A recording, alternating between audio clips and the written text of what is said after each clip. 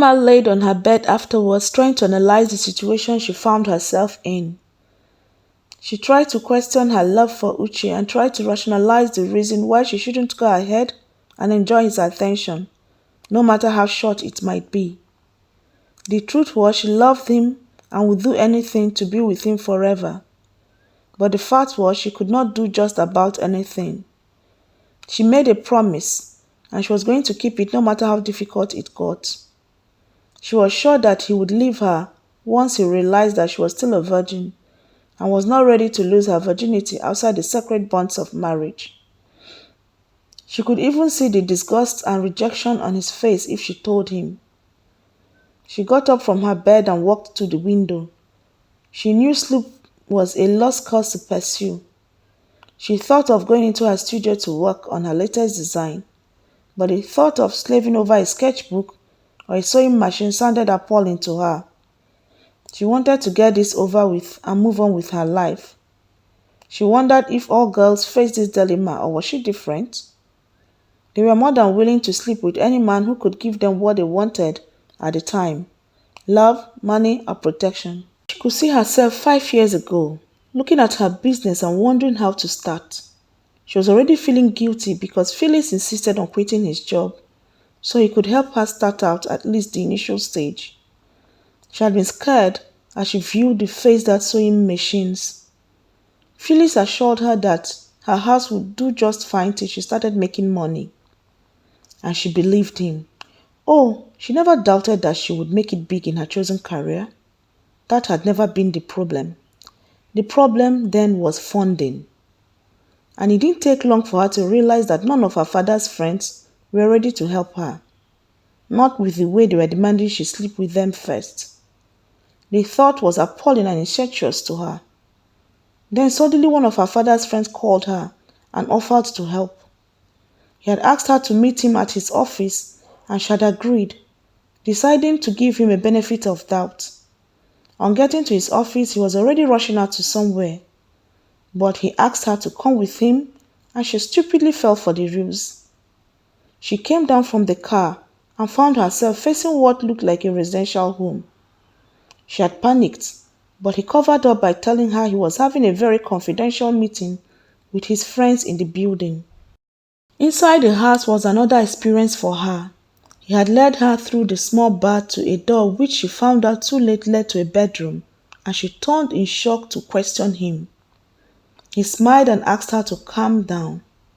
She sat down quietly and launched straight into the funding issue, showing him her business plan, wishing to get it over with, but he calmly told her to slow down and have a drink. Luckily, she didn't drink alcohol or anything fattening. After he found out he was going to depend on his charms to persuade her, the suggestion began, or what she would call intimidation. First of all, he told her of how big he could see her dream becoming. Oh, but that had been the only truth he had told that day, because he actually prophesied when he said the rich and the mighty would fall over themselves to be associated with her. Then he had quietly asked her how much she needed, and she had told him again, probably for the 1 million net time. He brought out his checkbook and apologized again for all the disappointment she had faced. She had breathed a sigh of relief and thanked God for making it possible at last, after months of wandering. She had even started thanking him for the help, even though she was yet to have the check. She watched him keep the check aside after writing it. Then he turned to her and smiled. "Do you know that you are such a fine girl?" he had asked her. She had blinked back her surprise and then courageously looked up. "I am sure you never meant to give me that check."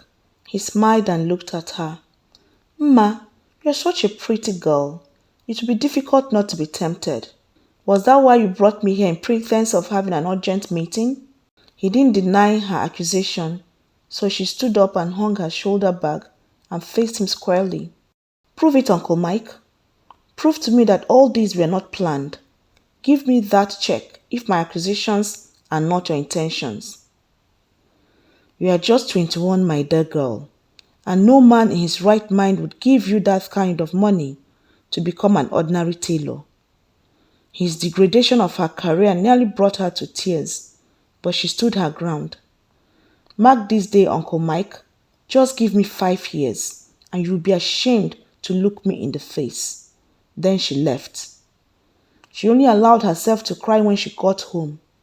And then she vowed to God that if he would help her make her dreams of Mma collections come true, she was going to show him gratitude by remaining chaste till she got married.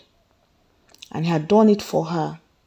And there was no way she was going to break that vow, not when God had fulfilled his own part of the covenant.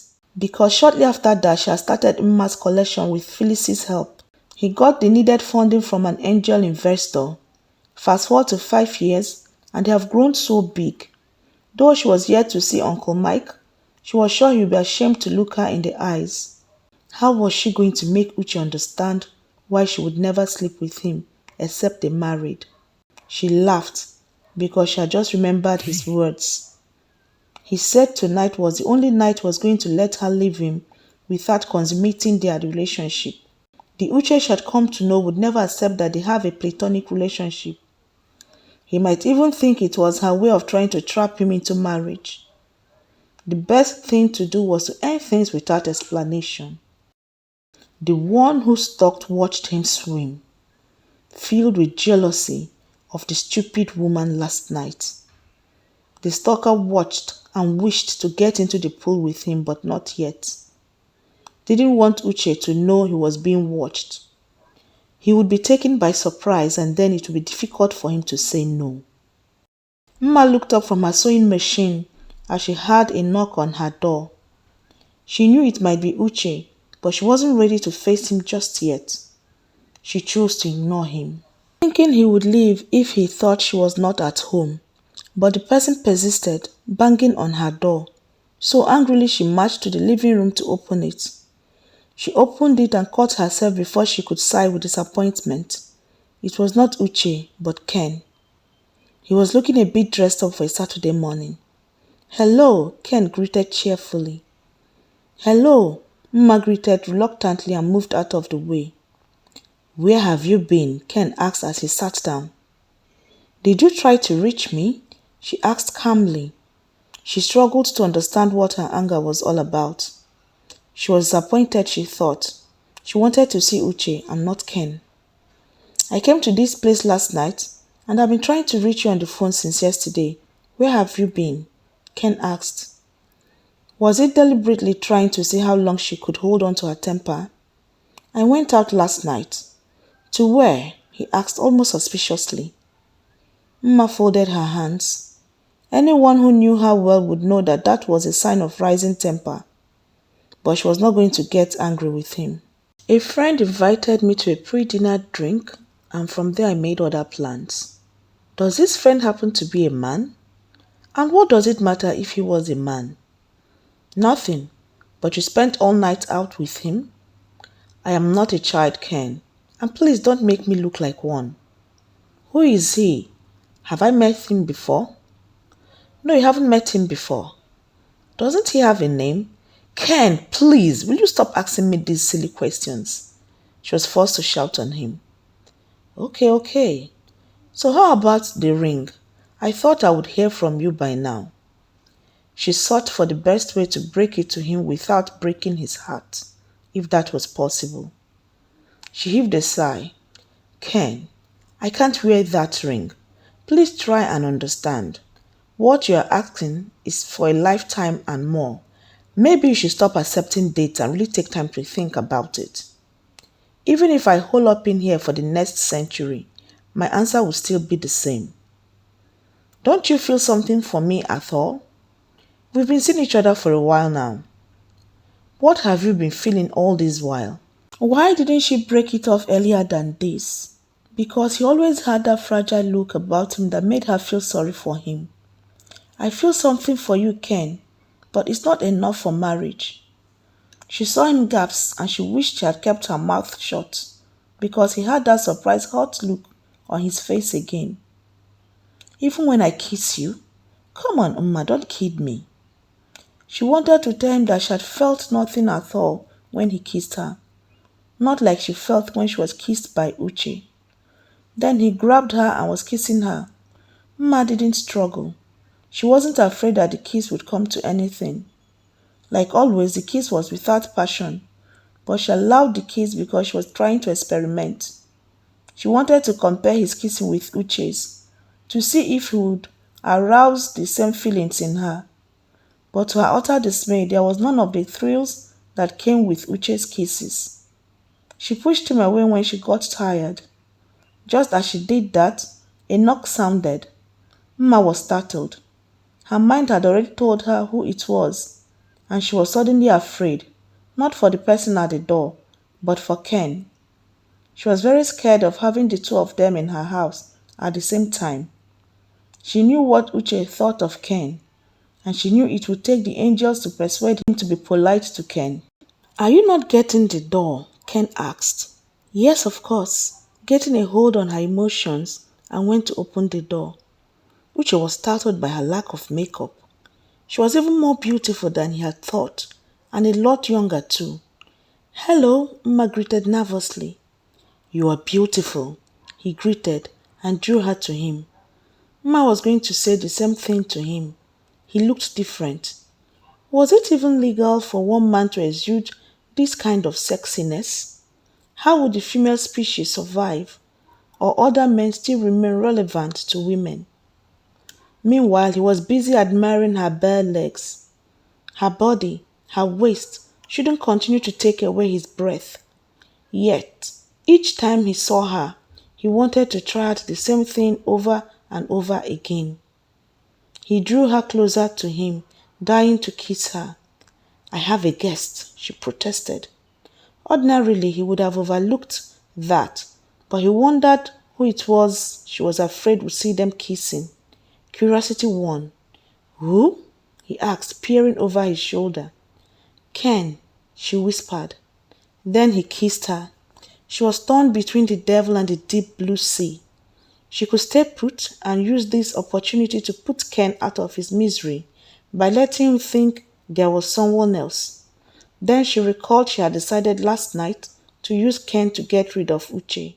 But how was he going to believe her if she let him kiss her in front of Ken? With all her willpower, she pushed away from his embrace. "My fiancé is here." Uche could feel his temper rising. He knew the moment he laid his lips on hers that her attention was divided, and that angered him. He didn't want her to think about any other thing when he touched her. "Let's go and meet him then," he said through tight lips. Mma's heart flipped with fear as she heard the anger in his voice. "But we need privacy." She glared at him and feigned anger to convince him to go away. "Are you going to move out of the way, or do I have to carry you inside?" Horrified, Mma reluctantly led the way into the living room. By the time they came into the living room, Ken was already standing. Judging from the expression on his face, she guessed he must have seen Uche kiss her and probably heard their conversation. The first thing that hit her was the difference between the two men.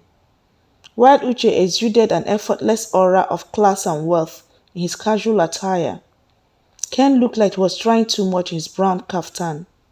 He looked small compared to Uche, and she wondered at that moment how she had endured his company all this while. But she smiled at him as she entered with Uche. "Ken, I want you to meet someone. Uche, a friend of mine. And Uche, this is Ken." She watched as the two men shook hands. They reminded her of two fighters circling and weighing each other in an arena. "Okoha, right?" "Right. I've heard so much about you," Ken said, eyeing Mma. "It is quite difficult to meet someone who hasn't. And I've heard so much about you from Mma." "I know you would. We are kind of kindred spirits," Ken said, and Uche chuckled. He was just going to enjoy himself. "So, Uche," Ken began, "how long have you known my fiancé?" Uche eyed him lazily and sat down. "Just a couple of weeks, but it feels like years already," he asked Mma. Mma frowned at him. He shouldn't bring her into this game. She was not going to be a part of it. If they wanted to fight, fine by her, but she wasn't going to play referee.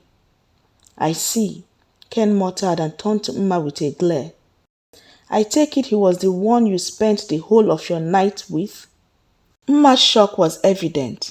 She wished she could lessen the hurt, but she couldn't do that without accepting to marry him. Yes, I was the one indeed, Uche answered for her. I was asking my fiancé. He glared at Uche. Calm down, Ken. Yes, I was with Uche last night. I told you I was invited to a pre-dinner drink and afterwards you made your own plans. You should be ashamed of yourself, falling this cheap after holding out for so long. Okoha goes through women like their tissue. Her vision became crimson. She was about to explode with anger but for Uche's timely intervention. Contrary to what you may think, Ken, but had Emma spent the whole of the night with me, we would be in bed now. I assure you, she wouldn't have the energy to become as angry as she is right now. Emma was surprised. Most men would brag about their conquest. Some would even brag about women they know they would never come close to bedding, even in the next life. Thank you, Uche. Ken, please. I would appreciate this visit to be cordial. You know you have no right to act the way you are doing with me.